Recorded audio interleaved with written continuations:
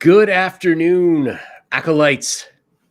Those of you who have come to worship your nerd overlords, or not worship, but kind of hear us talk about stuff. We are in our new digs, which we have cleverly disguised as our old digs. It's about the same. So the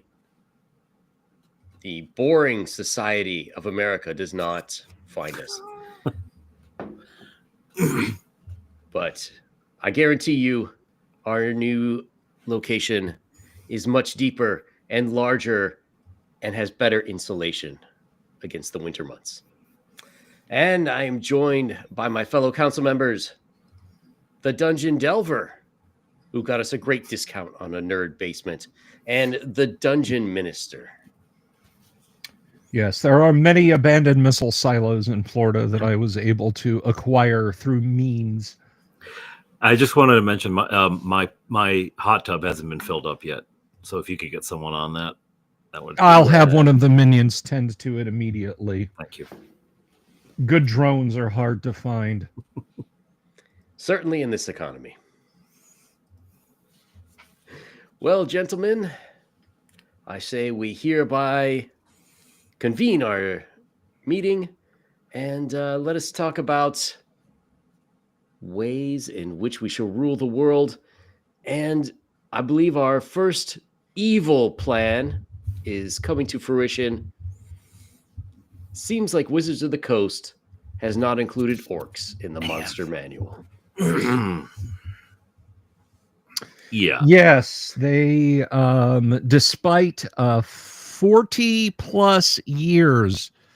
Well, no, really, if we want to go back to the roots of Dungeons and Dragons and talk about chainmail for a hot second, Yeah. this predates D&D by 4 years.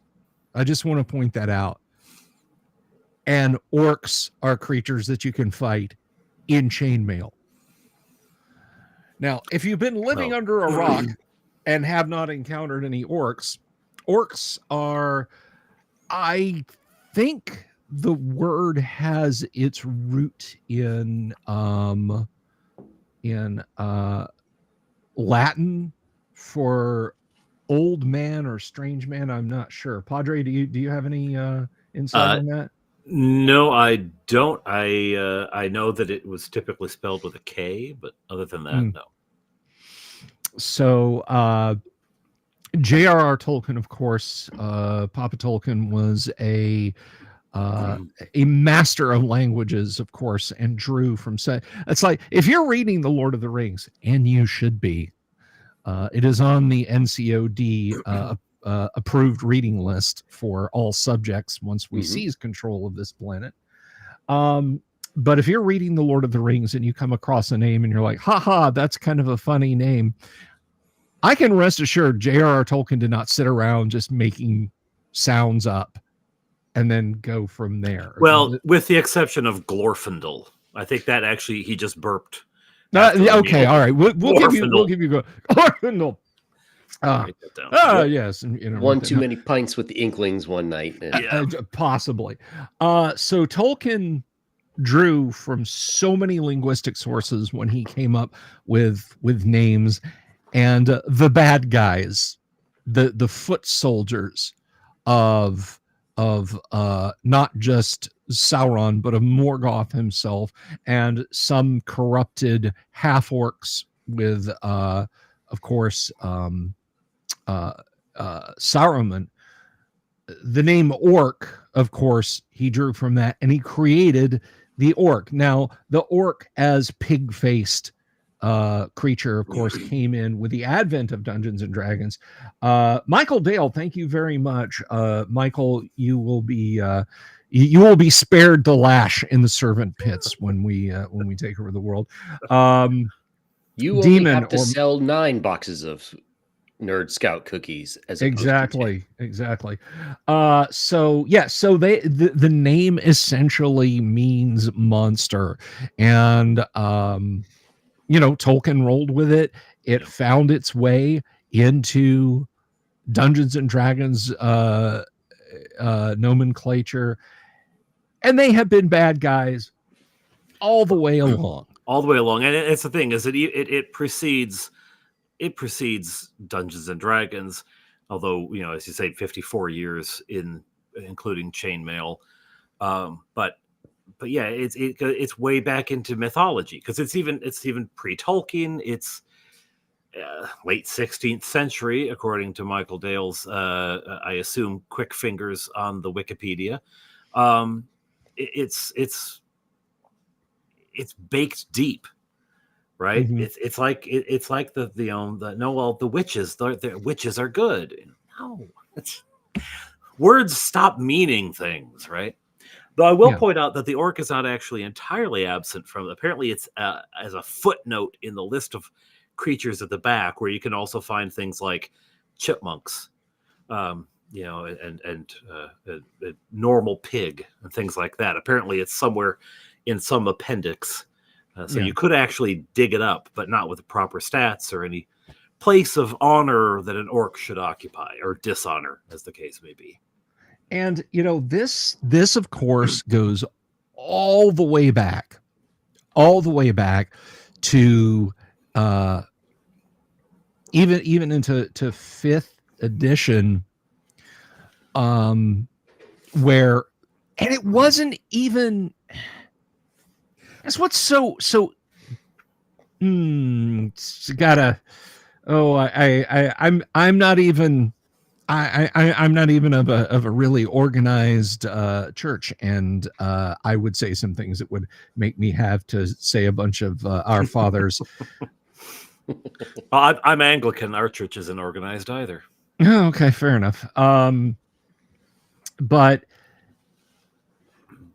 Wizards of the Coast are trying to sell D&D to people. They're pandering to a mindset of people who said, hey, orcs are a racist dog whistle. When certain players say orc, they mean people of color. Let me tell you something. If you look at an orc and then at a Hispanic person, a African American, African Canadian, a black person anywhere, and you say, hey, that's supposed to be you, you deserve to be punched in the teeth. I would hope that person would turn around and sock you dead in the face for saying that. Here it is. Right? It is the soft racism of that particular mindset that says, oh, you can't say savage orc. You're implying that black people are savage. Like, in what world does anything that I just said make a lick of sense in actual context? No, it doesn't. Well, and it also creates a situation where, like there was a brouhaha around gnolls and savage gnolls and gnoll bandits and whatnot. Yeah. And it turns everyone into the same sort of vanilla, in which case there's no longer any point to having elves or dwarves or orcs or gnolls or kobolds or goblins or anything else, because what does it matter? They're all a neutral position from which to operate. And you if they're bandit gnolls, if they're bandit orcs, then they're evil. But they could just as well be paladin orcs. Why not? And then why bother having them? Why bother having all these fantasy monster species? Just have humans play a historical, which is fine. Historical RPGs are great. A lot of fun with those. Have at it. Leave the orcs alone. Why are you bothering with the orcs? It's just weird. It is very weird. And if you go to the monster manual, by which I mean the first edition AD&D monster manual, or even Monsters and Treasures in basic, or rather in original D&D. Now, you're a Beckme guy, Padre. And Yang, I know, you've done 3E, 3.5 and 5E. So let's by our powers combined, sort this out. I know for a fact that men, as well as elves, gnomes, halflings, and dwarves, are also listed in the rosters of monsters. Oh yes. And I've talked on a video over at DN Disabilities channel about this. That monster in AD&D, at least, is defined not necessarily as the sinister, as the evil, as the unspeakable, but it's literally a term to me. Human. Until you know their intention, they're a monster. So, Padre, are men in the in the monster roster? I just found them there in basic in the red box. Dungeon Masters rule book, page 31. Humans. I mean, anything can be a monster. It goes back to what I said. It's the soft racism of that kind of mindset. Yang, are men listed in the monster manuals for later versions of D&D? I am actually looking. I do not see my monster manual. We also have NPC party, in case those humans weren't a party. There's NPC party in there as well. Yeah. So, There's a whole section for encountering wandering adventurers other than yourself in a dungeon in the Dungeon Master's Guide. But I agree. They certainly should be, as should the other races that you might encounter. However, I think the thinking of Wizards of the Coast is that, well, we will remove them from the monster manual and we will put them in a different book where it's more of like a sociology book, where you can learn about the different societies in the world and how much orcs love wearing ponchos and making burritos. And I assume in future editions, we will get the preferred recipes of each species.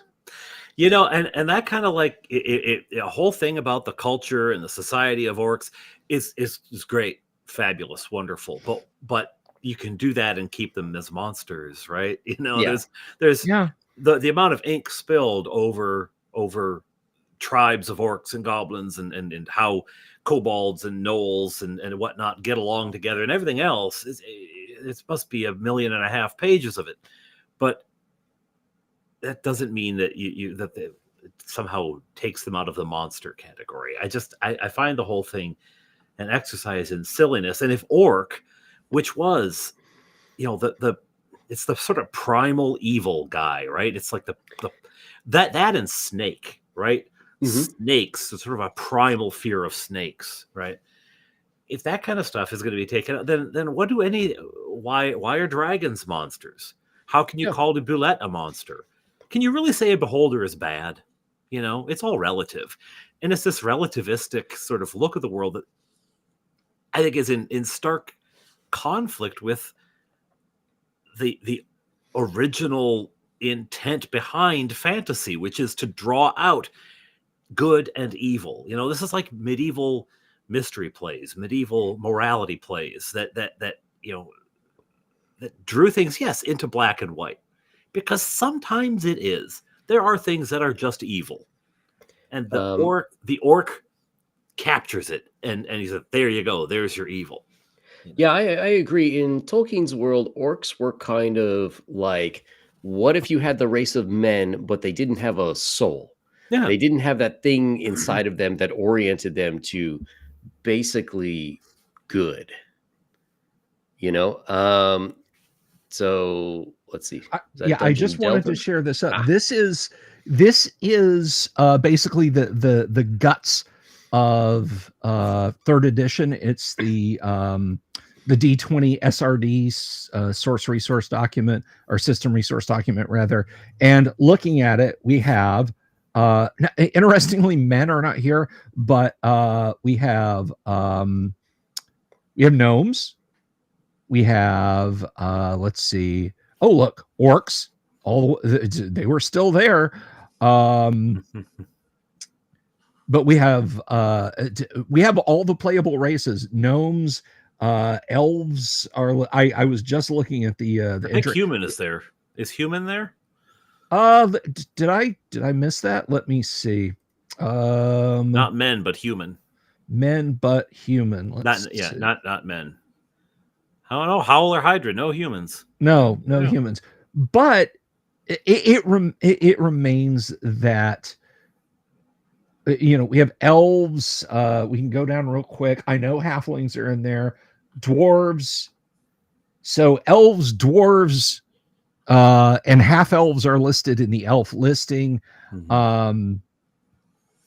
So all of the playable races are noted as monster. Anything can be a monster. This is gutting the heritage of Dungeons and Dragons in the name of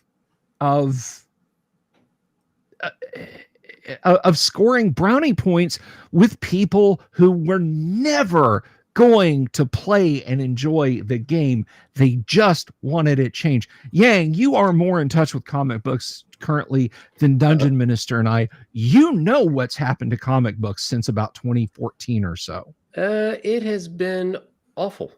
And sorry, just to point out, this is the 2014 Monster Manual. Orc is still here. Elves, only drow. Gnomes, I don't. Oh, well, no, gnomes are here. Deep gnomes. So it seems like they did begin removing some of them to only the evil components in 2014. Huh. Yeah, it's just preposterous. I've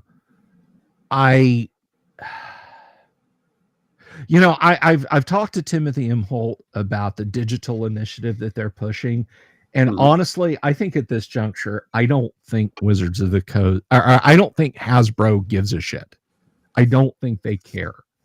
They're not trying to sell a role-playing game. They don't care about role-playing games. They don't care about gamers, unless those gamers are whipping out their mobile phones and doing, click to win. Yeah, micro purchases. Yeah, D&D Go.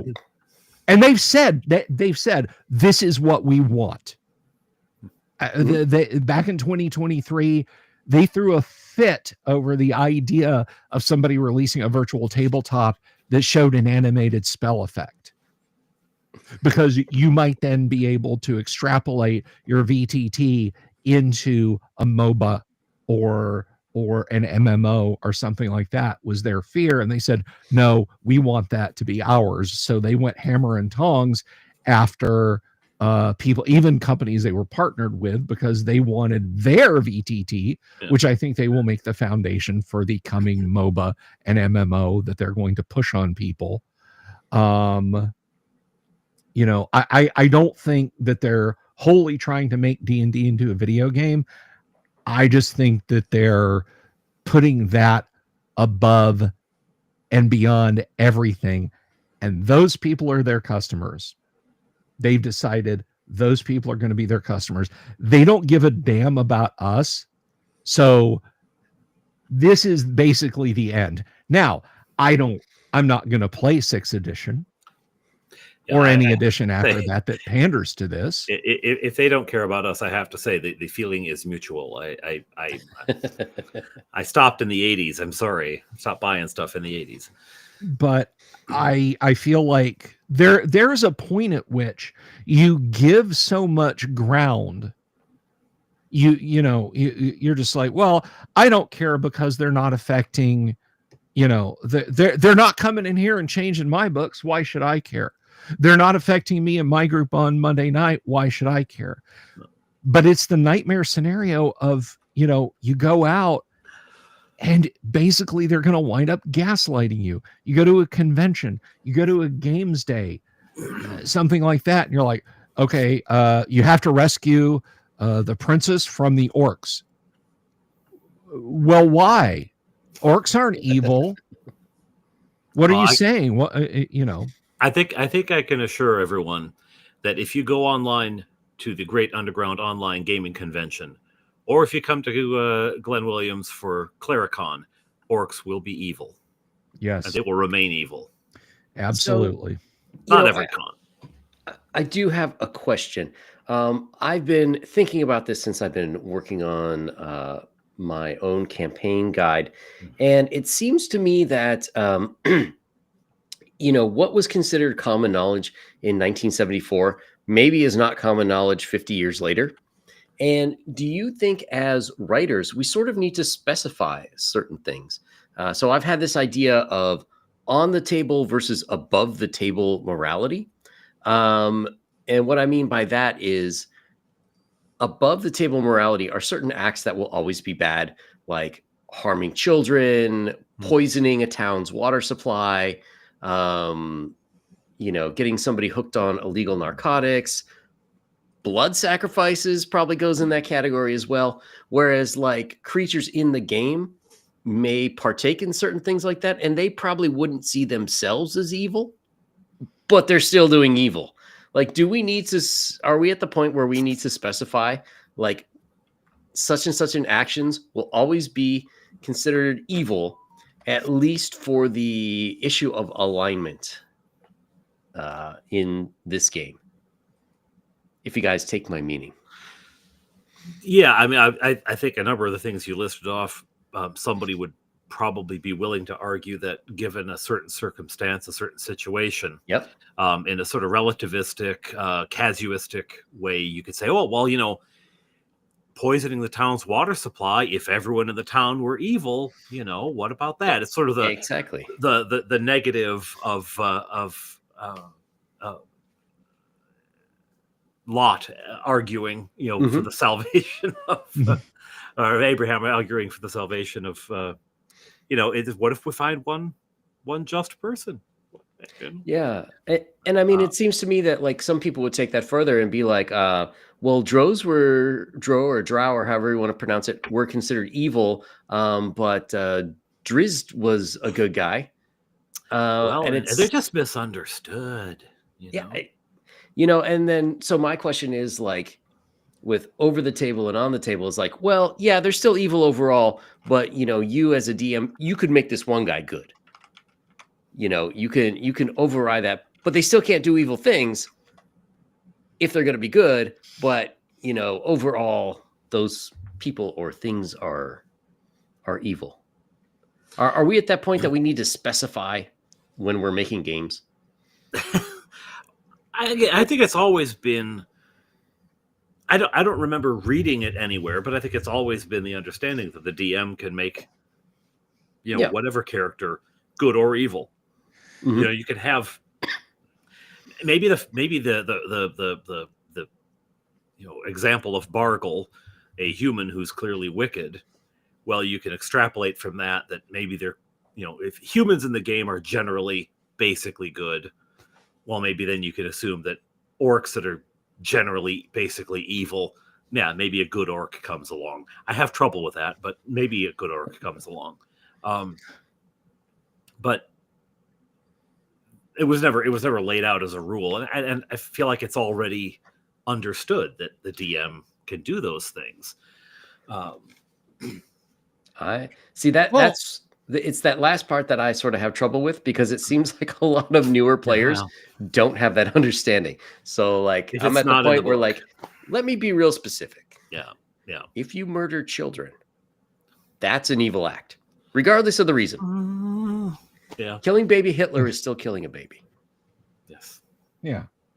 I mean, then you get into a whole issue of nature versus nurture. And even Tolkien himself approached the idea, are all orcs irredeemable? Mm-hmm. But Tolkien was not sitting at a game table.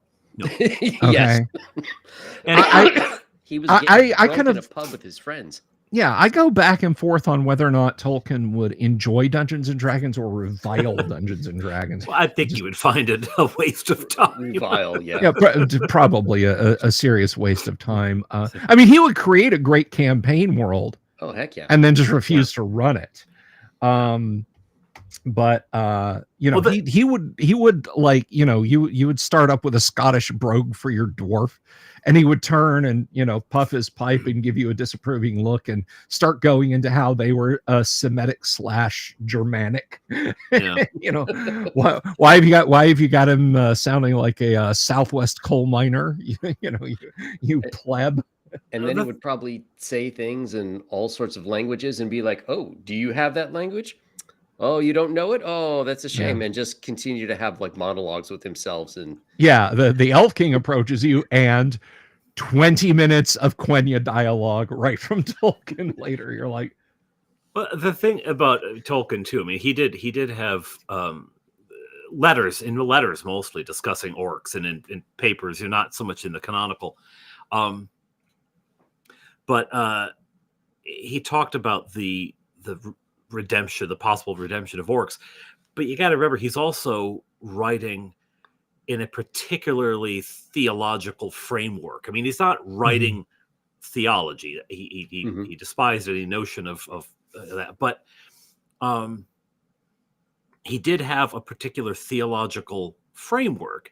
And in a Christian theological framework, there is no one who's outside of redemption. Satan can be redeemed. Yeah.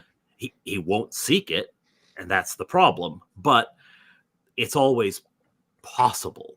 So Tolkien could not flatly rule out the potential of redemption for orcs, but he could sort of put a circle around.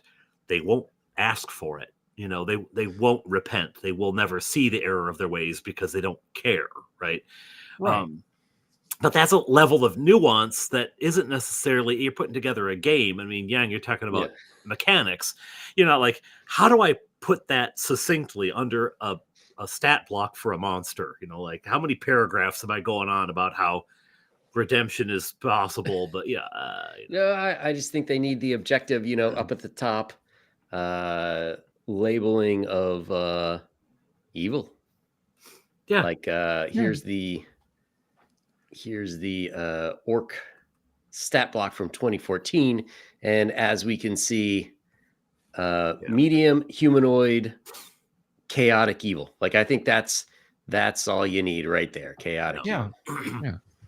And, you know, one of the first discussions, and I don't know if you remember this, Padre, but that you and I had on my show was the hypothetical discussion of where lies the salvation of a chaotic evil being. In this case, it was a demon who got alignment changed, not decided to not be evil anymore and could backslide, but helm of opposite align. And we had a good discussion about it. But one of the key elements of that thought experiment that I ran in my game was the demon in question, had to get out of the abyss immediately. And it's because, and this goes back to the question of orcs, in my opinion, the one guy who says, what about a lawful good orc? He's not making out of the cave as alive. Yeah. You know, no, I'm going to unfetter these humans. Guys, this is wrong. He's going to find himself chained up to the wall right next to them. Yeah. Yeah, because they will sense weakness. They'll smell weakness. They'll smell, you know, opposition, and they'll go for it. Yeah. Well, yeah. Yeah, that's a good example too. I mean, Frodo Saruman was allied with basically Satan, and he ruined the Shire. He almost destroyed Rohan. He went hand and glove with the forces of darkness in Middle Earth, and Frodo was like, "You are pathetic. Go about your way. Go in peace." So. I'm sorry, Padre. Go ahead. No, I'm just agreeing with you. Yeah, I mean, in Frodo's case, it was not for Frodo to judge. Frodo had seen enough, had been through enough. He knew that the choice of life and death wasn't his to make. Wasn't. It's not for the mortal to decide what the immortals, you know, what is Iluvatar, God, even though he's never named in the books or whatever. It's a palpable presence.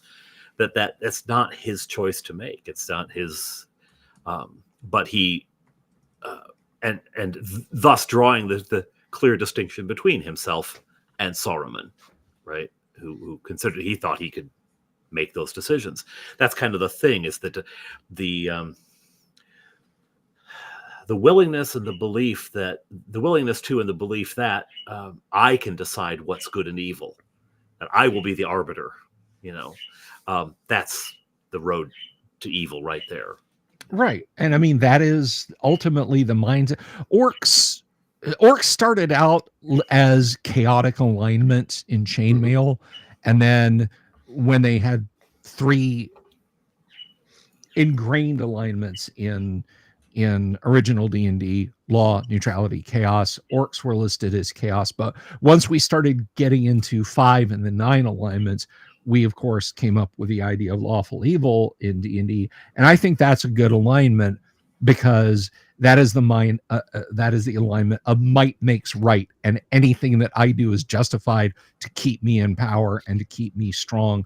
And if that means oppressing you, so be it. And I'm going to enjoy doing that, because I'm filled up with my own hubris, and I enjoy having power over small creatures. And that fits the orc perfectly, if you ask me. I've always found orcs more chaos agents, that they build nothing, and they are entirely destructive.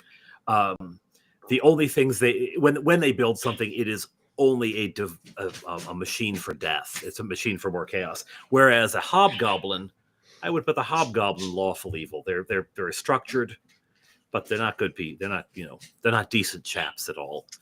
Right. Very militaristic. Militaristic. They have very set rules that this is the way it goes. Yeah. And they would even honor their own laws, right? But their laws are bent toward destruction. But we are getting into a very fine point here. Yeah, we're getting out into the weeds. It was a stupid decision to make. Yeah. Yes. And I hope that it is rejected by the tabletop play, along with light violet skin drow and tieflings, just right in the waist bin with all of them. The ones with the light violet skin are drow. No, they're drow. The obsidian skinned, platinum hair, spider worshipping are drow. Thank you. So let it be said. So let it be done. That is the distinction.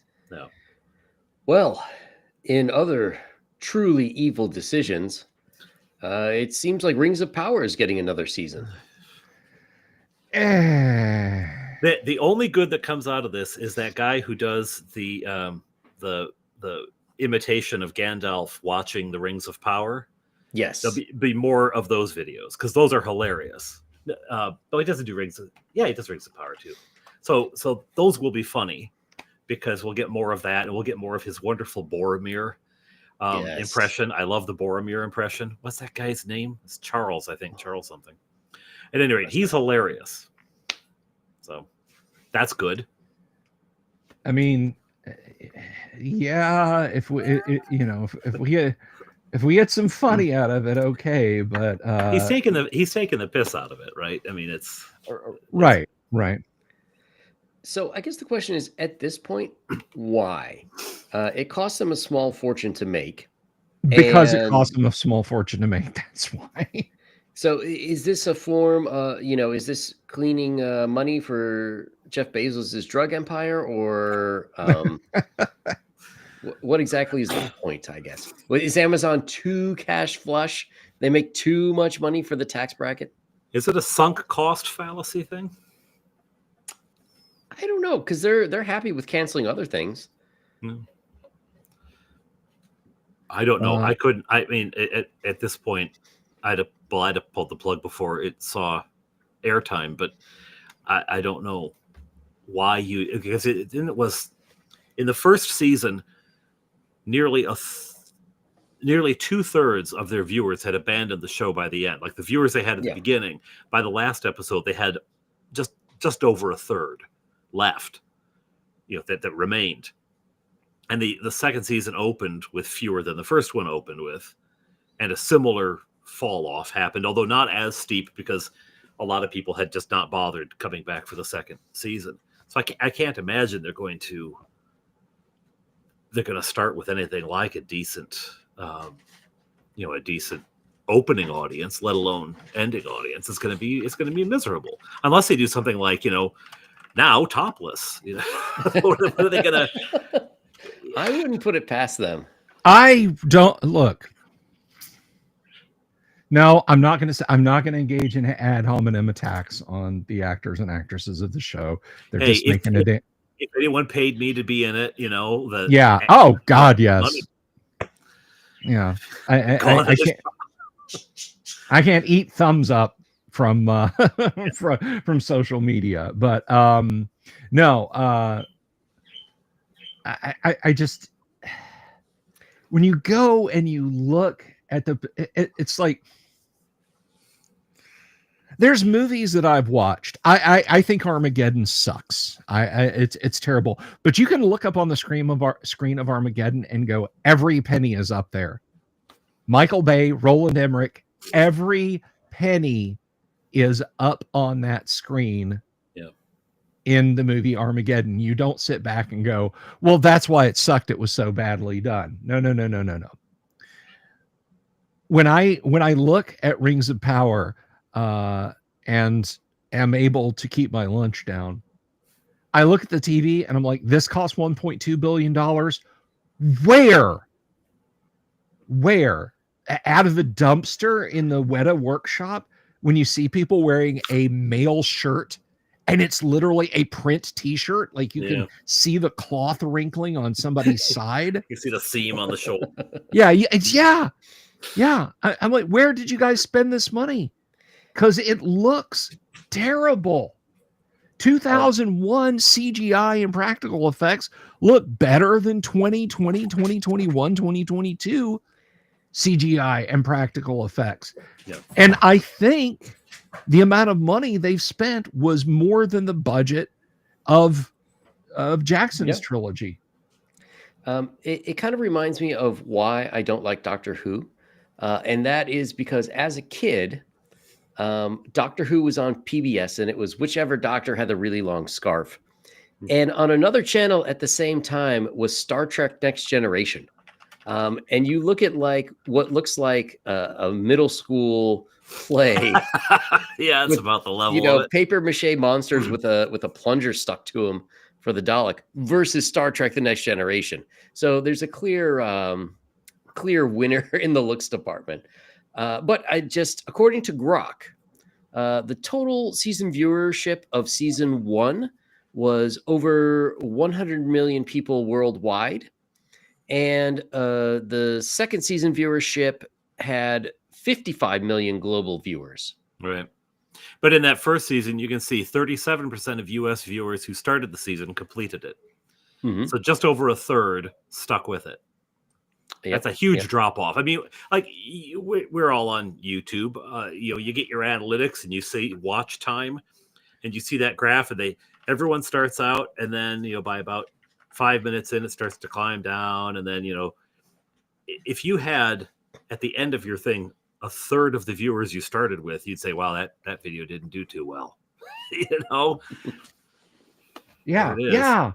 That's just it. Cable knit sweater chainmail is right.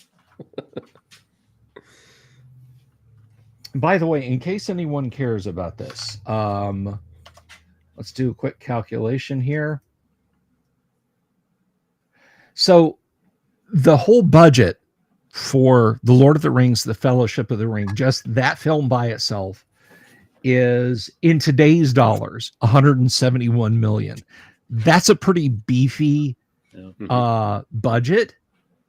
But when you look at the real numbers, they filmed the first third of the Lord of the Rings on $93 million. And it looks amazing. We can argue about what they did and did not get right. But it's like I said before, you look at the screen and you say, yeah, that's $93 million worth of film right there. All right. Where is $1.2 billion on my screen in the Rings of Power? Mm-hmm. I'm just honestly, it's embarrassing even if you don't care about the works of J.R.R. Tolkien, it is embarrassing that they spent $1.2 billion. That is, by the way, 5 times the GDP of the United States in the year 1800. That's a very specific statistic there, Bill. Well, I'm a very specific guy. What can I tell you? That is 5 times the entire GDP of the United States in 1800 that they spent on one TV show, and the CGI makes stuff look like rubber bath toys, and we have people wearing armor print T-shirts, obvious armor print T-shirts. So no, I'm not particularly fond of the Lord of the Rings, but I will yield the floor to anyone else who is. You mean Rings of Power? Rings of Power, sorry. No argument here. No, just really appalled that it came back. I mean, it's just how bad does it have to flop, right? Before they just go, well, this is not worth it anymore. What? I don't know. Although maybe this is part of some kind of international effort by an organization that is attempting to rival us, to solve the energy crisis, because Tolkien is spinning in his grave at a rate that if you hooked up a dynamo to him, it would power the entire industrial Western world. Yang, get to work on studying that. We need to seize control of that. Yes, we could have more electricity than Niagara Falls. Well, that kind of brings me to another question. When Netflix and Amazon really started competing head to head with the online streaming properties, and then you add in Disney Plus, we were promised that we would start getting the equivalent of big budget movies on our home streaming devices. And we have had some good series. Let's not lie here. We have had good series, especially in the last 10 years. However, it seems like most of the things that come out on these streaming shows end up looking more like they would belong on the CW network than they should be in a cinema. So it's distressingly close to the old Hercules show sometimes, isn't it? Yeah, exactly. Except with for the ones money. with Kevin Sorbo. Yeah, those were great. Those were great, and they were cheap. They weren't supposed to compete with actual movies. However, we have the promise of competing with actual movies. We have the spending of money that equates to the same as or more than actual movies, but we're getting long scarf Doctor Who out of it. So what happened? What went wrong? They did give us the big budgets. That's true. They got the first part right. Yeah. And they didn't say what big budget movies we'd be getting. So we've gotten Ishtar. Big budget. Howard the Duck. Big budget Howard the Duck. Well, I've seen some good stuff on streaming services. I have stuff stacked up that I am waiting to watch. I just have to get over my executive vapor lock and actually sit down and watch them. People told me that The Expanse is some of the best sci-fi TV ever done. Yes. I watched and amazing. I watched and loved every minute of season 1 of Altered Carbon. Don't Google that if you're at a family gathering. And don't bother with season 2. Okay, I will not watch season 2. But or the cartoons. I didn't even know there was an Altered Carbon cartoon. I think there's 2. Oh, interesting. By all accounts, Cyberpunk 2077, the anime is phenomenal. But I'm literally talking about individual chips of wood floating in a giant sea of mediocrity. No. I don't see until the last season of Stranger Things drops, which I have loved every season of Stranger Things. At this point, Millie Bobby Brown 11 is going to have to add like another 28. You know, if they don't get around to making the last season, you know, I used to joke that those kids, by the time we're done, those kids will be on their first divorces. Yeah, but now I think they're exactly. going to be on their second divorces. Yeah. Come on, we've got to save 11 from the Department of Energy. Okay, but do you guys want to play D&D? I don't know. Listen, I gotta drop my car payment off. Okay. Yeah, I got to stop at the Social Security Bureau to pick up a check on the way back. Can you? Yeah. It's gonna be 11. Playing the last game in the nursing home down at the in the dining hall.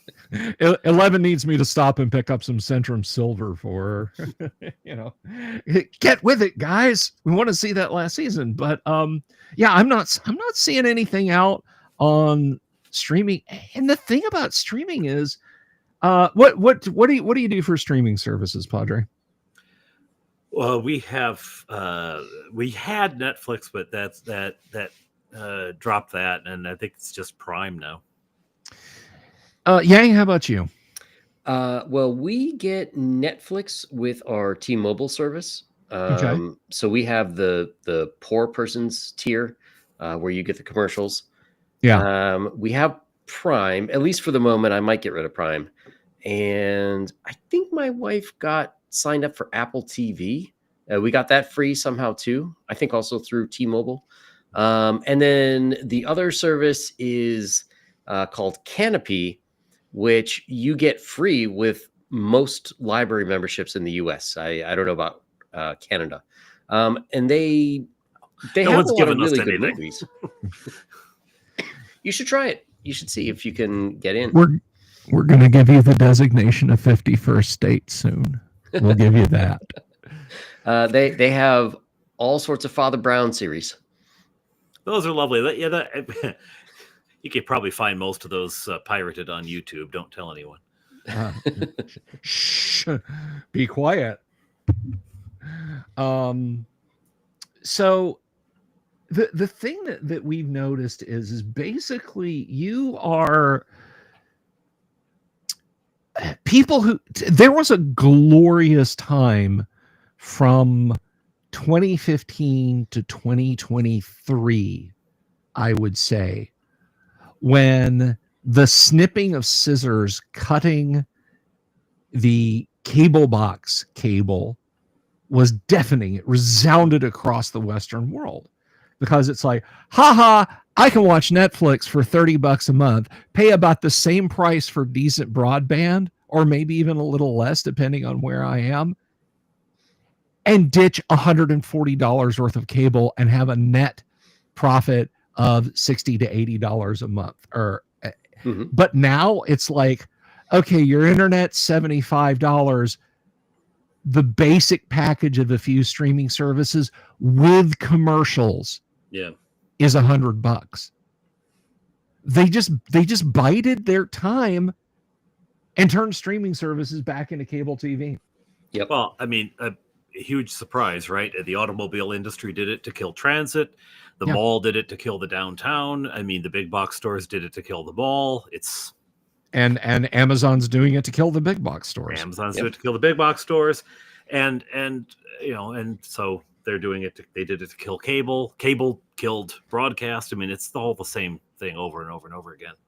Yeah. And go ahead. I mean, I was going to say, I don't know where the shows are going, but I think we're about to see another round of people starting to sail the high seas, if you take my meaning. Because if I pay, like, okay, we're getting Netflix for free. Well, even Prime, right? We are actually paying for Prime. But now we have commercials. Why the heck should I get commercials? Yeah. You know, I'm paying you for a service. And then Netflix, there's a lot of people who get the 4K service who report that they're not actually getting 4K. So, if I'm paying you and you're offering me a worse experience than what I would get just downloading things illegally, sucks to be you, buddy. People are just, you have to offer some value to the customer. And I think overall, most people are honest and most people are willing to pay if they're getting value out of it. But if you make things difficult, if you're constantly raising prices, maybe drop that next season of Rings of Power and you don't have to do price increases. Then people are willing to pay for a good product with things that they like. But if you're constantly screwing people over, trying to squeeze every nickel, then you got a problem. And to me, that's the bigger problem with the business model is that, as you're adding value, your revenue will go up and up and up. But at some point you hit a maintenance level. And at maintenance, the only way to keep increasing revenue is to squeeze more and more pennies from your existing client base. Yeah. And when that happens, it's not that long of a slide down. So I'm kind of wondering if in the next 5 to 10 years, especially with the economy the way that it is, and a lot of people having trouble paying for eggs, people are going to drop streaming services. Are we going to see a big crash in the U.S. entertainment market? Yeah. I mean, the lightning in a bottle of Stranger Things ends next year. Mm-hmm. Or possibly even, I think they probably would have announced like over the Super Bowl or something if we were getting season 5 this year. I would be shocked if we get season 5 this year. I think we will. But when go ahead, Badger. Oh, no, sorry, you finished because I've got a. But when that happens, honestly, what has Netflix got in its back pocket to keep people at Netflix? I can honestly, I mean, I've got all the seasons of Magnum PI on Amazon, and I can watch, World War II documentaries on YouTube for free till they're coming out of my ears. Honestly, my old Gen X ass doesn't really need them anymore after that. No. Well, I think that is one reason why you're starting to see Netflix do more live events. So we saw Mike Tyson, we saw the Tom Brady roast. Did we though? did we see the Tyson fight? Oops, our servers crashed. I think they had at least one of the football games either on Thanksgiving or on Christmas. I can't remember which one it was. So my theory is they're going to try to start outbidding things like ESPN for a lot of these sporting events. I don't know how well that's going to work, but that's probably especially where they're headed. If they have that level of popularity and they're going to have that level of technical issue, because I mean, back in the day of broadcast, it didn't matter how many people were watching. The signal's just out there, right? So now with broadband, with bandwidth issues, you can't really carry, unless they seriously beef up their networks. They're not going to be able to carry huge events because it's just going to be like Tyson, Well, I mean, I do kind of think that's why they're doing stuff like the Tyson fight, UFC. Oh, they got Monday Night Raw for WWE now. So I think they are starting with smaller things so they can work out the kinks in the live. So it isn't Monday Night Rules as written. A whole bunch of people just adhering to the book. I've watched that show. What you were saying earlier, though, about the price of eggs and people's decisions in the household, historically at least. Now, mind you, this also went along with a level of quality. The entertainment industry has been, if not recession-proof, recession-resistant.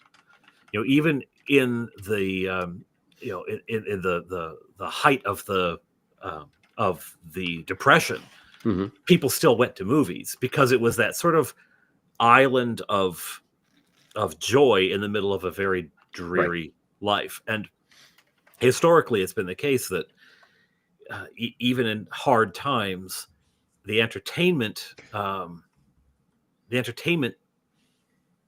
industry does well because people need an escape from reality. But, unquestionably. But those times, again, historically have aligned with times when, the world has been flush with a real high quality of entertainment. So I don't think it has so much to do with the money available as it has to do with the money available in relationship to the quality of what you're getting, which may be like, I would rather buy the eggs and watch them fry than watch this show. Yeah. I mean, really, like, particularly if you were into science fiction and a lot of, now, when we start talking about like the price of gas and stuff like that, you start with the 1970s and inflation starts rolling. And then by the time you hit the mid to high 70s, the economy was in the toilet. Those were not good financial times, at least here in the US. And it hurt, but we had so much high quality entertainment. So many good science fiction movies, we had The Godfather, Part 2, we had the first 2 Star Wars films, we had so much good, quote unquote, depressing sci-fi at that time, and just good movies in general. And then, on the back end of that, you had, what do we all love? Dungeons and Dragons. Yeah. It was like, I'm paying $1.21 for gas, which I don't mean in today's money. I mean in back then money. So that's the equivalent of $4 a gallon for gas. We're in the middle of the Carter recession, which lasted into the Reagan administration. A book or a box with books in it and some funny dice that cost $14.99 at the toy store, and yet can be played over and over and over and over. Yeah, you've got near limitless entertainment. Provides endless entertainment, and it's so much fun. But now our entertainment, here's where I become old man yells at clouds. It's like, okay, so what is the equivalent today then of that? Well, it would be playing on the Xbox. Awesome. The Xbox is $799. The games are close to $100 a piece. You always have to have a broadband connection going, and they require constant updates. And you spill a little Coke on your D&D book, you kind of let it dry out. Now you have a funny stain that a guy like me finds when I buy the thing from a used bookstore 40 years down the line. You spill some Coke on your Xbox and it's done. You don't have an Xbox. Well, that's the thing. I mean, as I think we are examples, things released in the 80s are still, they haven't become obsolete. You can still access them. And a colleague of mine who was going on and on and on about his digital books, his digital library. He had all these books in his digital library. And my wife gestured at this wall and said, a lot of these were published. They were printed 50 years ago. You can still read them. They're all perfectly accessible. And Mrs. the Dungeon Delver, God bless her, she loves her Kindle, and that's fine. She is scrambling to download 9,000, close to 10,000 books because Amazon on the 26th switches off the ability to download your books, which means they could just say, I don't think you need to have that book anymore. Yeah. Yep. For whatever reason, too, right? Like, for whatever reason, we could make more money on it if we force you to buy this particular copy, or that has some problematic ideas we don't want you having access to. What does it matter? They could just. We went to watch over the Christmas holidays. We went to watch A Charlie Brown Christmas. I remember one night years ago, we couldn't find the disc. we knew the disc was somewhere in our DVD library. We couldn't find it. The kids were getting anxious. I was getting anxious because I love Charlie Brown Christmas. And finally, my wife said, look, it's $4.99 on Amazon. Let's at least watch the digital copy. Bing, bang, boom. Okay, that's cool. This year, we were like, yeah, let's just pull it up on Amazon. My wife logged into her account. It's gone. She had the option to buy it from Apple TV. We already paid for it. Where did it go? Well, it's just $4.99 again. Yeah. That's beside the point. That's beside the point. Yep. It's terrible. Rob Turner in comments says, friends don't let friends buy ebooks on Amazon. Amen. Own your books, folks. Own your books. Yes.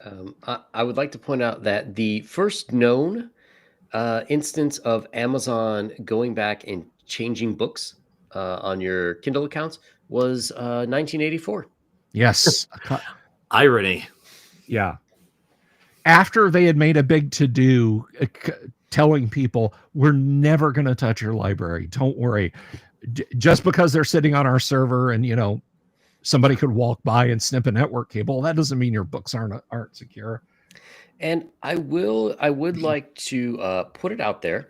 It has been ruled legal that you can make backup copies of media that you purchased legally.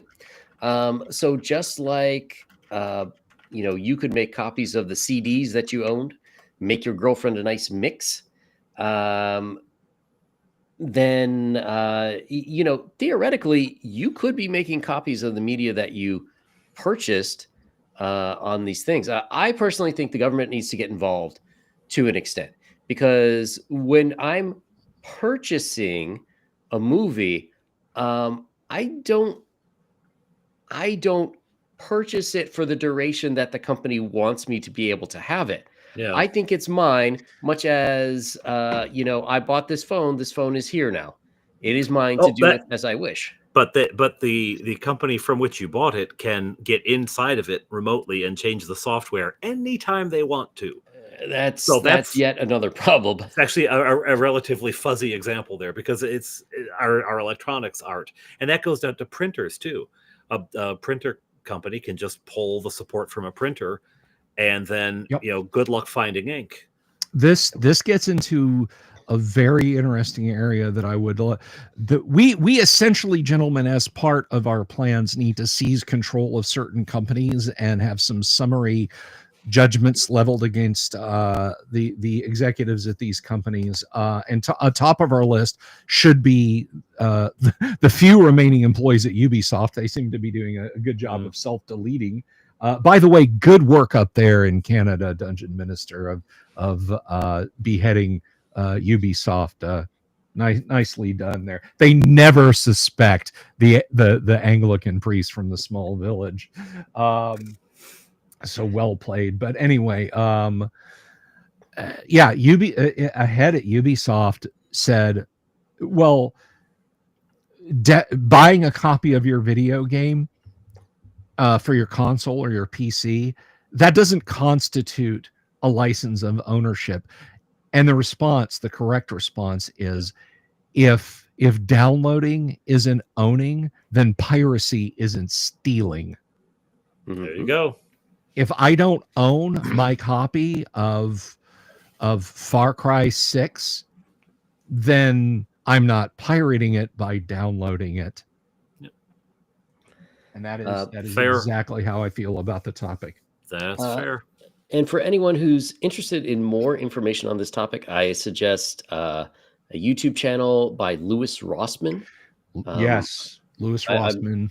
Yeah, just look up Louis Rossmann, and you will see an angry New Yorker go off on rants on various topics. He's very entertaining, and he has cats, so you get like the nice cats while he's ranting about evil corporations. And the real guy, and he has worked with Lewis. He's talked to Lewis about this. Is Ross's Game Dungeon? Oh, Ross has a sub channel. He has started a legal initiative called Stop Killing Games. It's very entertaining, but we would be here probably till midnight. Alyssa Hazel is relaxing in the green room right now. But yeah, definitely check out Lewis Rossman and check out Ross's Game Dungeon if you guys want to know about the initiative to stop these mighty friendly people, if I can use a different MF, mighty friendly people from claiming that you don't own your software. So as we are here, Councilman Delver, yes, can you give us a progress report on your initiative to take over the world by manipulating people's hearts? Yes. Operation Valentine's Day. Let me just open my files here, and when I think romance, I think Bill. As everyone Right. should. A handsome fellow like me. So it is the month of Valentine's. We did kind of miss the date, but last year, when we were doing the Nerd Council of Doom, we talked about Valentine-ish kind of things for the avid tabletop gamer.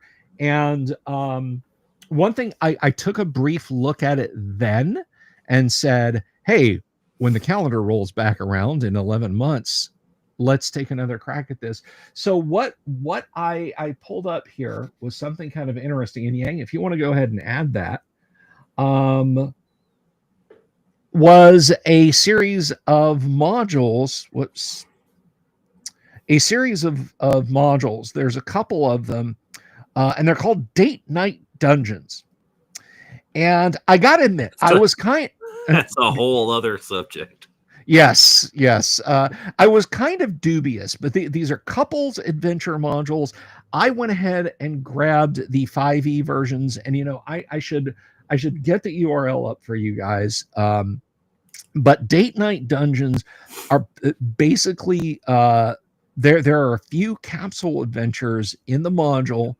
And this is Catherine Thrush here. These came out in September. She says, my husband Tom and I have been role-playing games together for 20 years. We get together with friends around a table or on a computer and enjoy a slice of fantasy adventure. But in all those years, we've never come across a game specifically made for couples to play together. We wanted something where both of us could be players and enjoy the unfolding story, not where one knew all that would happen and spelled out the story for the other. So we created Date Night Dungeons. The idea is that each partner is both GM and player, and mysteries unfold for both as the story moves forward. We've divided the adventure into 4 scenarios. Players are encouraged to switch GM duties for each scenario and not read past the current scenario to avoid spoilers.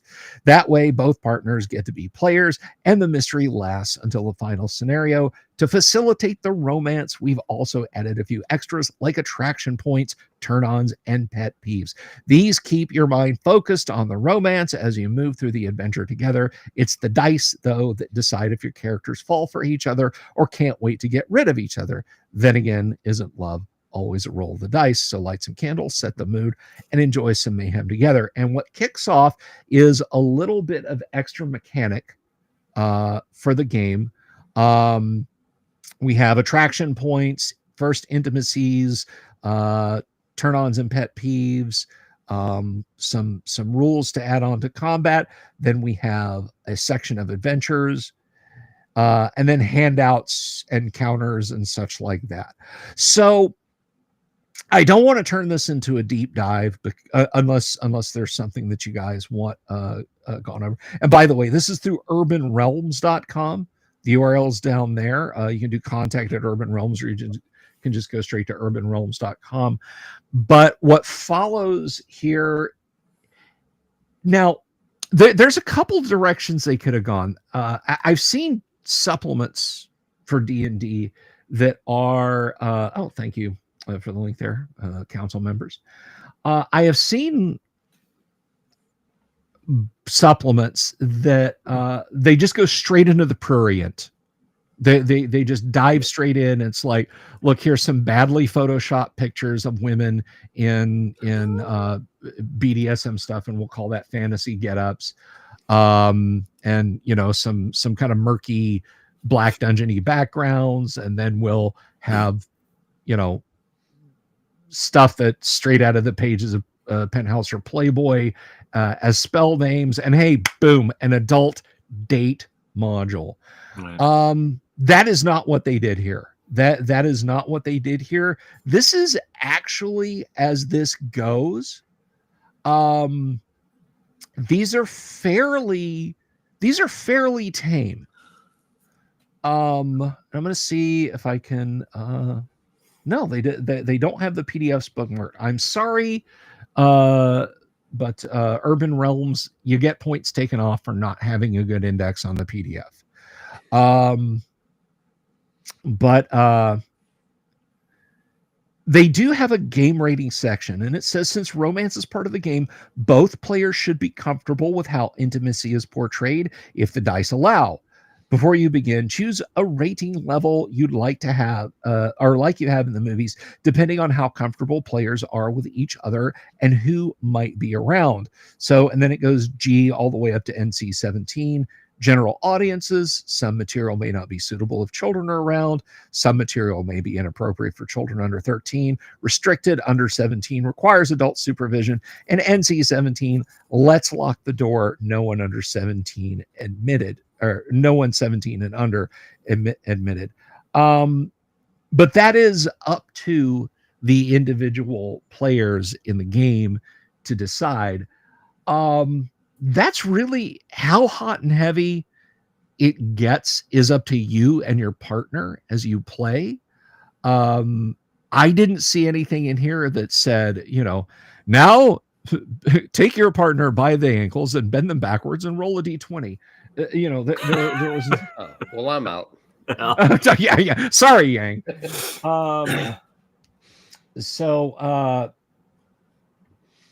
What I did find very interesting was the adventures are actually really well thought out. I went into this thinking that they would be cutesy, kind of like, you meet at the tavern and, here's some saucy lines you can trade, and then roll to see if you go up to, your tavern room or her tavern room or, whatever. They're actually competently written D&D adventures. They're nothing great, they're not Keep on the Borderlands or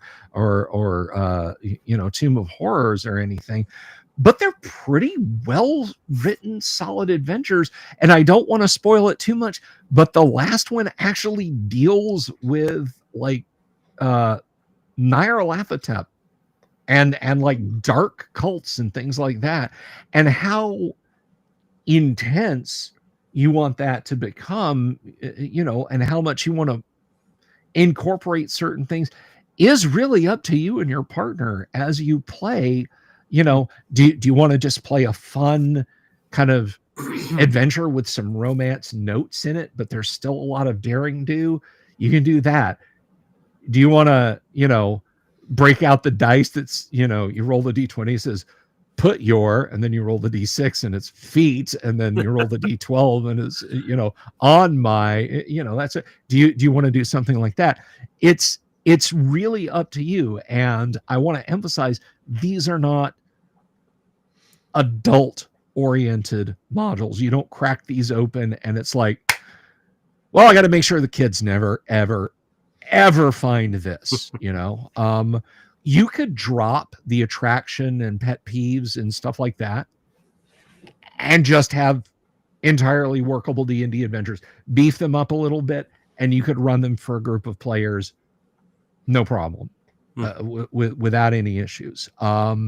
So in terms of flexibility, and I'm going to go on a rating system like this. You Yang and Dungeon Minister, if you guys review stuff, you don't have to stick to this. You can do stars or thumbs up or thumbs down or whatever. But in terms of just the adventures themselves, I would give them a solid 7.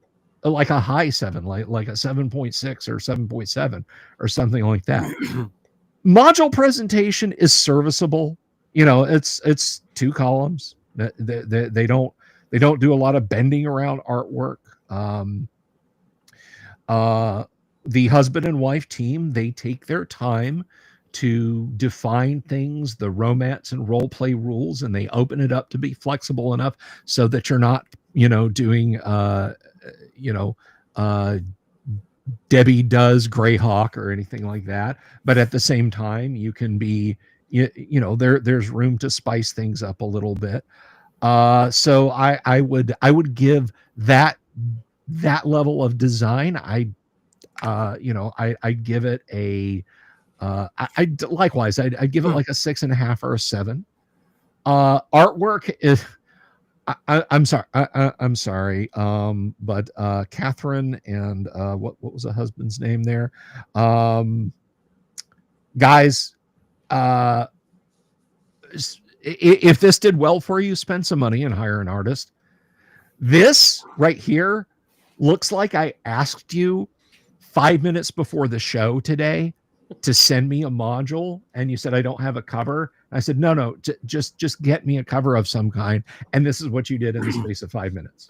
It looks like what they did is get back in a time machine to when AI image generation just came out, and said, "Give me a picture of a skeleton with a skull wall behind it." Yeah, I was thinking like a goth group on GeoCities. Either one of those things works. Now, I don't have a physical copy, which is a rarity for me because I prefer owning physical copies of books that I'm gonna review and talk about. But this looks to have like a nice textured cover on it. I could be wrong. This could just be digitally printed. But the physical copies are $30, so it better be something with a nice embossed and golden cover. I'm betting you could hold that while wearing your chainmail T-shirt, and no one would know the difference. I bet that's printed on. That's a good call, Dungeon Minister. But is there any interior art? Oh, well, I was just going to that, but I mean that is literally like 1001 pieces of clip art CD-ROM that you would have gotten at the computer show. Well, it's a little specific with the dice in there, but and it's serviceable. Yeah. It's not, Yeah. So yeah, you're not getting like Errol Otis or Dave Trampier quality in this. But let's scroll a little bit more. I mean, there's some dice with hearts. That's very cutesy. My daughters could have done that. It's just a little photo of dice. Yeah, just a photo of dice in a heart shape. Holding hands over dice. We get it, guys. You want us to know that this is a role-playing game. That's kind of okay behind the scenario one. Cool. That's serviceable.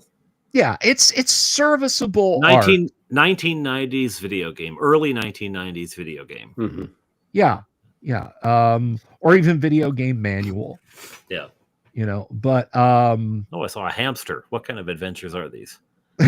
Exactly. Are those supposed to be scary rats? Because I just think you took pictures of your hamster and then blended them, used the sketch effect, and then put narrow lines over their eyes to make them look like mean rats. This guy over here is adorable. Yes. He's even got a heart-shaped shadow. He's not coming to attack you. He's coming to bring you like a cookie or something. He's got one of those chalky candy hearts that says "Be mine" on it. Be mine, yeah. Be mice to me or something like that. It says on it. The art is serviceable. And by the way, if you get this in your fortune cookie, don't go to that restaurant anymore. Kill the captives. So there's some okay art in here. Again, serviceable. And honestly, no offense, but this does look like a photograph where they use the line tool. Just like a wedding photo, a friend's wedding photo, and said, "Hey, can we use this in our book? It'll look like this." Sure, go ahead. Yeah, if they had their wedding at the local Renaissance festival. Yeah. It gets a little better. It's serviceable. I give it like a 4. Yeah. It's not it. It's not inspiring. That's cool. That's cool. Yeah, the I like tentacles that. through the portal is That's pretty a cool. good one. That's I not like bad. that. That's not bad.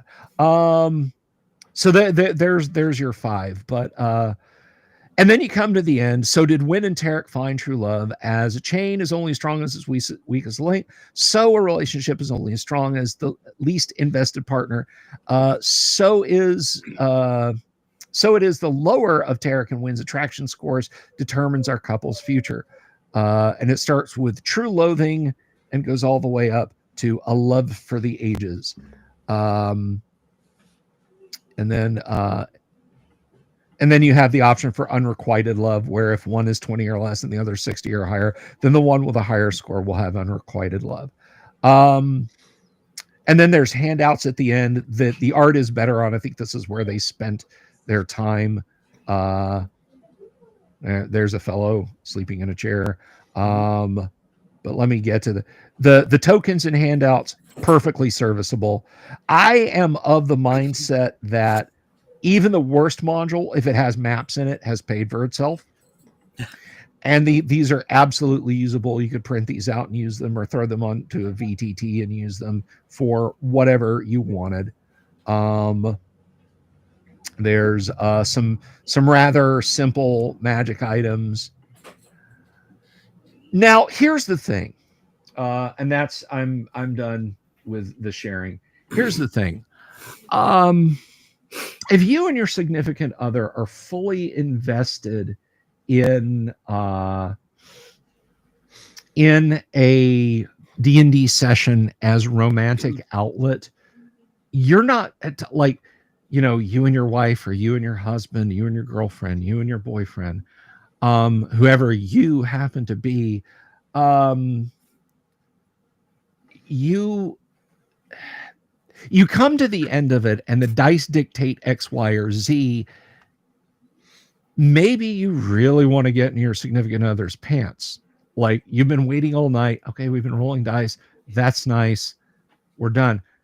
But the conclusion of the game, the outcome that we saw, says, well, you guys hate each other at the end of it.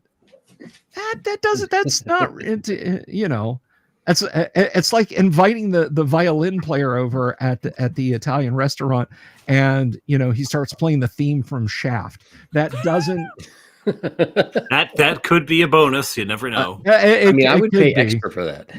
Okay, all right. Well, maybe some of you would, but it doesn't set them. You've lit the candles, you've drunk through the bottle of Chianti, you're both giving each other goo eyes, but the adventure itself went elsewhere.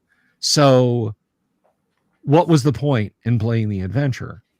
Or, you're like, look, my back is killing me. I've been sitting on the floor in the living room, all evening. And yeah, this was fun. And it says that, we're going to make out like a satyr and a succubus together, but I got to take some back aid and put a hot pack on, so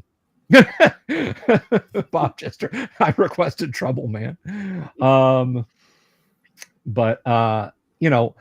So I think the idea of let a tabletop RPG create the romantic mood, I'm kind of meh on the concept, but what they did with the way they put the adventures together, and at least how they tried, rates the thing an overall 6. I think there's some real potential here, but I want to give them an extra 1.5 and raise it to a 7.5, because they didn't just say, let's just do something pornographic. Right. Let's just, and while they have a mechanic in there for it to be in-game romance, just the doing the thing together, the even if it's just ended up covered in goblin guts and blood, and it's just the doing something together, right? Yeah. But my question is, how many people is this only a 2-person game, or is this supposed to be with a larger group? Because I can see awkward people not being that romantic in a large group setting. This is for couples. This is for Okay. a man and a woman, a woman and a woman, a man and man, whatever it is they want to do. But it says that it is for couples. Although for people who swing that way, there's an expansion pack. You can get the party Yeah. sizes. It's Careful with the miniatures. Ooh. But that's going to leave a mark. But I would say, again, extricating the 4 adventures and just saying, look, I'm leaving aside the romance role play elements of it.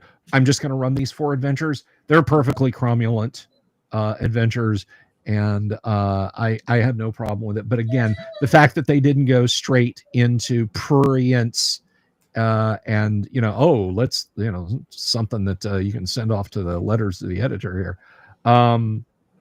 gets them a full 1.5. I award this a 7.5, and for $9 for the PDF, it's not bad. Would I say spend $30 for the book? Probably not. Now, just my thinking here, guys. Would this be worth it as a potential group? Like, could they come up with a group dating module where, let's say, you're playing with 5 guys, 5 women, and you whoever via the game you end up pairing up with another person, and then you go on a date for that. So, like a sort of a selection mechanism to. You could be like a speed dating thing. You could call it encounters. Yeah. Random encounters. I think there could be a lot of potential for that. You just have to make sure you had the right number of players to pair off. Well, I invited 9 people tonight. Oh no. Yeah, I mean, if it's like a group of 6 guys and 1 woman shows up, it's probably not going to be a good night. But if for whatever demographic you want, you could get equal numbers. I could see it potentially working out. Yeah, I think it has potential for like that, as long as the buy-in is there, and if you're just going to kind of be giggling about I'm going to cast magic missile with the darkness. I think if you're embracing the fun of it, I think this has a lot of potential. It kind of reminds me, not so much in the US, but in other countries, they have specific parties for meeting people. Like I know in Japan, it's like a business where they will sort of curate group dates, where it'll be like 10 men, 10 women, and you all get together at a restaurant and not quite speed dating-y, but like you get to meet a number of people and see if there's any interest. I wonder if in a place where there was that kind of culture, if this would be an interesting way to facilitate that. I've already got the marketing thing, guys. We've got to get on this. Will it be a one-off or a mega dungeon? Oh, I like it. Is this an ongoing campaign? All right. Well, will someone reach out to these people and recruit them to our cause? Mind control through romance. Yes, that's right. Do our bidding. So that is it, and that is it for this this portion.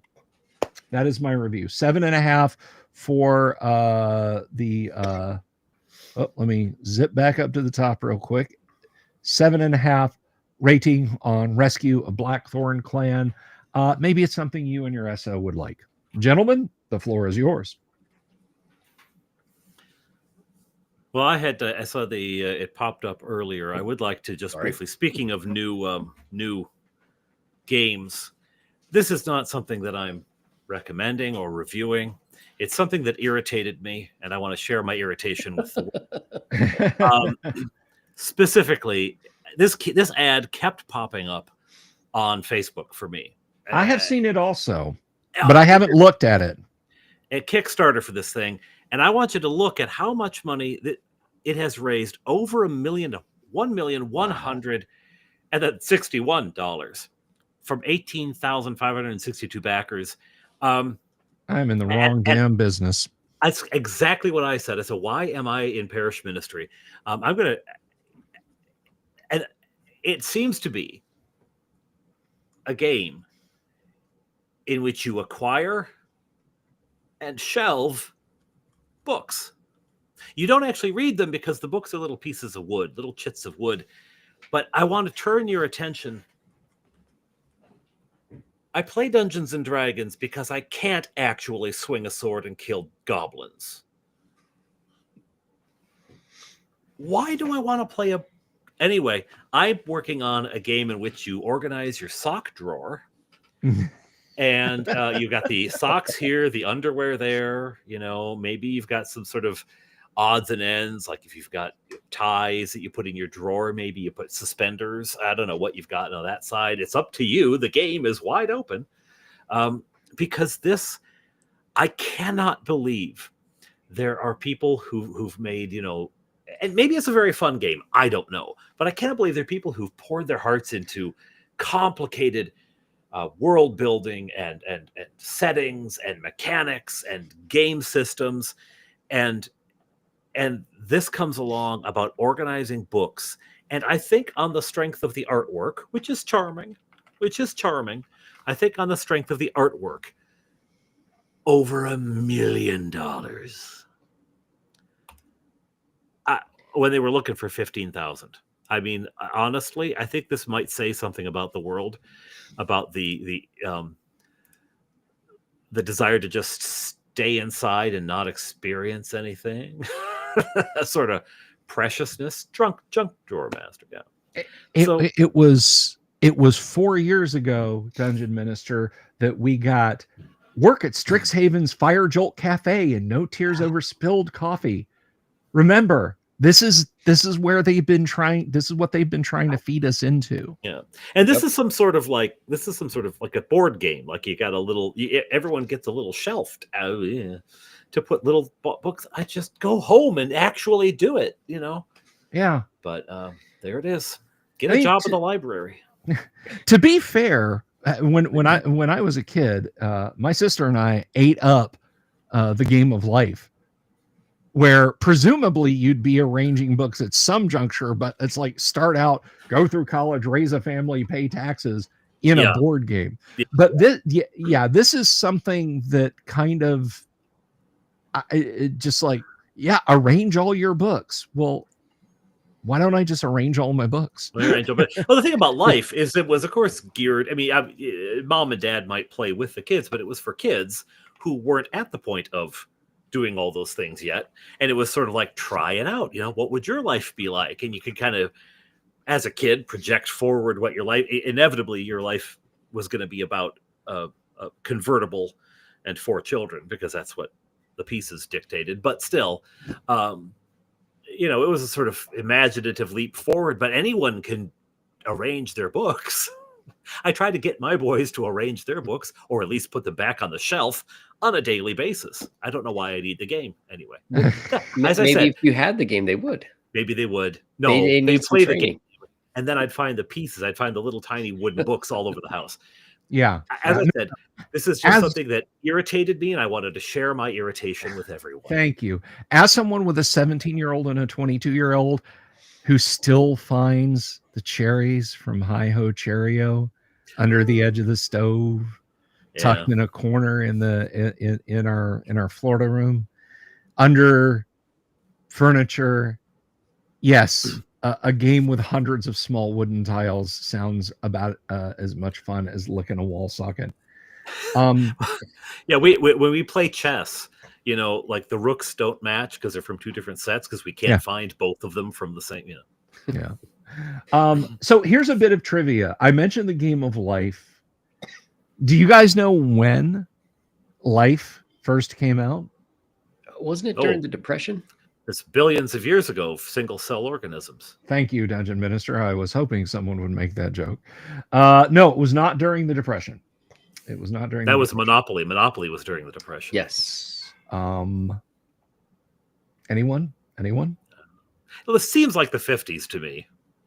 It does have a very 50s vibe with the plastic car and the mountain with the spinner on it. And the assumption that everyone would have this sort of same path in life, and the university would be involved, and marriage and children, and it just like the beginning of industrialization, ka-chunk, ka-chunk, Yep. of the family, right? Anyway, Sure. I don't And know what the real and I would have thought that. I would have thought that the game was originally conceived in 1860. Wow. This game Really? predates the Civil War. It was a board game originally called, and it was made by Milton Bradley because they were around back then, The Checkered Game of Life. And it was the first ever board game for his own company. A little carriage. You go around. Yeah. The game simulates a person's travels through their life from early adulthood to retirement, with college, if necessary, jobs, marriage, and possible children along the way. Up to 6 players, depending on the version, can participate in a single game. The modern version came out in 1960. There's your nice chunky looking one. But yeah, this Mm-hmm. Spin the wheel. Oh, you got diphtheria. Oh well, that's life. Yeah, let me let me just share real quick. I will. This is what the board looked like back in 1860. Yeah, if you want to pop that up. Yes, there we go. Oh, okay. So That's more like my life than the other one. Yeah, Prison. Perseverance to success, crime to prison. Truth, wealth, matrimony, happiness, industry, college, one square for college, bravery, Cupid, idleness, politics, and note happy old age is 50. Happy old age, the retirement age, your sunset years, as it were. 50, said the 55-year-old man in a room full of toys. So yes, gambling to ruin, intemperance to poverty. Well, I like it's actually they're wagging a finger at you, and it's literally a finger. Government contracts to wealth. Oh boy, anymore. that some things never change. Suicide. That takes a dark turn, doesn't it? Very few games say, "Oh, sorry, you commit suicide." Wow. Prison, when you must lose one move. Yeah. Fat office. I don't know what the fat office Disgrace. is. I do know that I've been there a few times to the fat office, but yeah. So 1860. This is from an 1866 version. It was when it was patented. But there you go, guys. I just had to inject a little bit of happiness, Dungeon Minister. Oops. That's fabulous. Because gosh, a place for all my books, or whatever the hell it was called. That's exactly what it was called. A place for all my books. I now that we mentioned this, I have to ask some people about what they did for marketing with that. Because one thing that I've noticed is marketing makes a hell of a difference when it comes to running these crowdfunding campaigns. So I'm going to see if I can dig around a little bit and see, because $1 million, I mean, and I saw those ads constantly. So they must have plowed a lot of money into Facebook ads, and they targeted it at people who have interests in gaming, right? Anyone who likes games, because they weren't terribly specific about that. Games, because it's not a role-playing game necessarily, but clearly some targeting was used. But yeah, oofta. The thing that gets me $1.2 million. That's just, if they were targeting gamers, are we really missing a secret market? Because if they're targeting gamers and they made $1 million, that's more than like Gods of the Forbidden North. That's about 10 times what he made. So there must be some secret overlap between gamers and people who like Better Homes and Gardens. Well, that's it. I mean, you look at that, and people who like board games, okay, it's aimed at board game players. I can't wrap my head around wanting to play that game. But anyway, but it's also bookish people. And there's the Venn diagram for people who like to play board games and people who like books is a near circle, right? I mean, that's not so yeah, it's the sweet spot in. But I do want to do the parody game, a place for all my socks. You should do it. You could probably hit it big. Yeah. A place for all my knives. A place for all my strangling. I bet if you could make $1 million on a campaign, you could afford to send people an actual drawer and a bunch of socks for them to put in it. Every player gets a drawer and a bunch of socks. Oh, well, that's it. Like, the game could come with a pair of socks, and you pull the side, they'd have books all around printed on it, it'd be perfect. And they could be collector's edition, so you can mix and match with your friends. There you go. Yeah. Oh, well, there we combine the romance game and the book socks, because you wear one sock of yours and one sock of theirs. There you go. They've got the matching pair. Why not? Playing games with their nieces and nephews. That's yeah. And look, okay. I am implying nothing. I am saying nothing about this.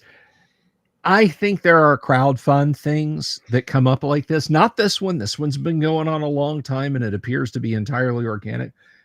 I would be willing to bet that more than one crowdfunded game or gadget or whatever has been used for the cleansing of funds, if you will. We have to be very careful what we say. I actually wanted to on that, because as I got increasingly annoyed at this game and the ads, it was always like 52 hours left until it closes, and it would be that way for like 6 days. So I don't know how legit the thing was, right? But you click on it, and it goes to Kickstarter. It's legitimately at Kickstarter. But yes, I wonder. I mean, I don't know. I've never done a Kickstarter. Can you change the deadline? Can you buy more time or plug in more time or something? Yes, because I think they were doing that. Because I think you can go up to 2 months on a Kickstarter, and then they also have. But like once you've set the date, can you push it while it's in progress? I think you can. I think you can extend it. Like if you do 30 days, you can extend it for up to another 30. Yeah. And then they also now have another feature. I can't remember on Indiegogo. It's called In Demand. I forget what they call it on Kickstarter. But it's after the project is done, you can continue to get sales on it until it's finished. So like some people will do like I was trying to do it on mine, but it didn't work out. Like finished my campaign guide, I said, okay, it's going to ship in like 1 year. So I would continue to take sales up until, the point when I'm ready to go to print, which hopefully would be this summer. So, you've hit your target, but then you get an extra several months of sales. Right. Well, there it is. And make an identical one. That would be. Yeah. One thing that keep your eye out for the new Empire of the Undying Sun campaign coming out this summer. 1E edition. I am excited about that. The life wagging hand. Play Empire of the Undying Sun. For fun.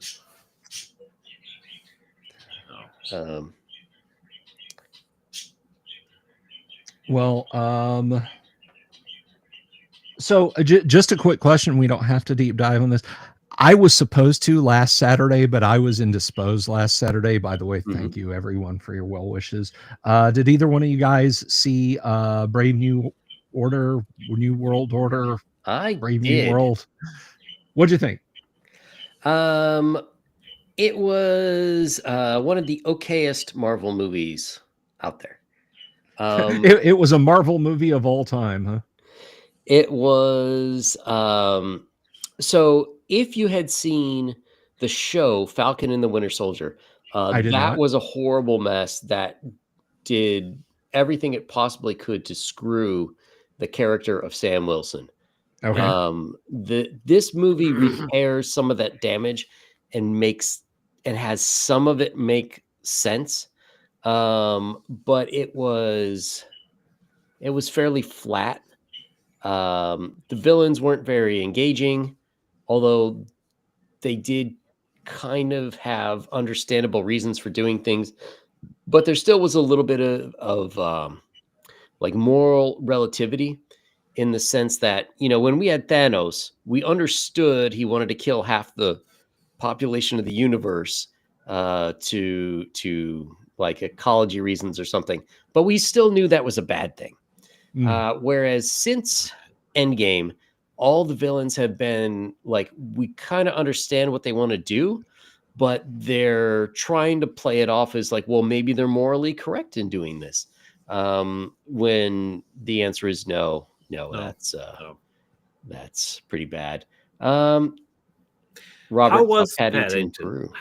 Robert, because I might take the boys to it, but it looks like it might be a bit of a hot mess. I don't know. Is it any good? I'll await your answer. So yeah, they sort of gave Falcon new, now he has incorporated Wakanda tech in his wings, so it kind of makes sense how he could stand against bad guys better. They kind of sort of tried to make him more of a center of the road Captain America type. There were downplaying of a lot of racial issues, which made no sense in the TV show. So that was decent, but they had other things that didn't make sense, like the U.S. and Japan were going to get in a war. Like what? Yeah, I'm sure that would have worked out real well for Japan. Yeah, it's just like over in an afternoon. They were going to Celestial Island from. I mean, we literally keep armored divisions and Air Force wings in Japan to this day. Well, all we'd have to do is airdrop a bunch of Hello Kitty merchandise, and they'd be too distracted to do it. Yeah, exactly. Okay, thank you, Robert. Threatened to JDAM the Sanrio factory. Yeah, they had Celestial Island, where I guess in the movie, what was it? The Immortals? Yeah, something like that. The Eternals. Eternals, that was it. I only watched about 5 minutes. Like a celestial, a giant being was supposed to come out of the earth, and he ended up doing something. I had thought, I was under the impression we had all agreed to just never talk about that again and just pretend it never happened. Apparently, Marvel has different thoughts. Well, I mean, the thing, to go by scale, the thing is about the size of Madagascar. He would throw the whole orbit of the Earth off. Sticking out. Yeah, and it's not rotation. Like, well, yeah, but it's light and porous and will wash away soon. No, the reason that they're going to fight over it is because it has adamantium in it. It is literally like the thing is made of adamantium. Yeah. So it's dense and heavy. We have established that there is now a Madagascar-sized bust, basically, because it's a being with hands and a head, and you can like part of its shoulder coming out. That is made out of the heaviest, densest material in the Marvel universe. So, a lot of critics are down on it, but it's still doing a lot of box office. As an outside observer, I'm like, this is a Hulk sequel. Yeah, this is a Hulk. That's Captain. Like, if you picked this comic book up in the 1980s, it would be an issue of the Incredible Hulk featuring Captain America. Well, the problem is the Red Hulk only shows up for about 5 minutes in the end. Well, I think part of the box office draw, it's Harrison Ford. Yeah, I think people just wanted to see Harrison Ford as a Hulk. Now, there were some good parts to it. There's about like a 20-30 minute part in the beginning where it's very clearly trying to be Winter Soldier, and they did a fairly decent job of it. But then it kind of falls apart in the end. To me, this is what I call a setup movie, where nothing really happens in the movie itself, but it puts pieces in place for a further movie. So one of the big things is Harrison Ford, who's playing the president. He says, "Hey, we need to get the Avengers back," and he wants Sam Wilson to be the one to put together a new Avengers. So theoretically, we're getting another Avengers movie next year. So this could be the start of that. Like, okay, oh, come on, guys, let put it this stuff go. together. Put it on the shelf for a while. Yeah, I 100% have Marvel fatigue, and I don't want to anymore. We're running up on the time here. our deadline. Our communication satellite is starting to swing out of alignment, so we're going to have to. I at least am going to have to wrap. But there's a number of reasons I wanted to go see it last Saturday before the crisis erupted. None of them was because I wanted to see a Marvel movie. Yeah. So that's kind of my thing. Thank you very much to our switch man. Yes, I will be interviewing Alyssa Hazel at 5:00 over on my channel, The Delver's Dungeon. Little does she know, she is but a cog in our world takeover plans. That's right. I will just one last thing. I will say I am cautiously optimistic. Next week, the new Daredevil series comes out on Disney Plus. We will have to discuss that because I feel drawn to watch it. I may have to watch this one. So, well, gentlemen, any last thoughts before we go to put our evil schemes into practice? To our audience, surrender now, and we will be merciful. Sasquatch. Squeegee. Good night, everyone.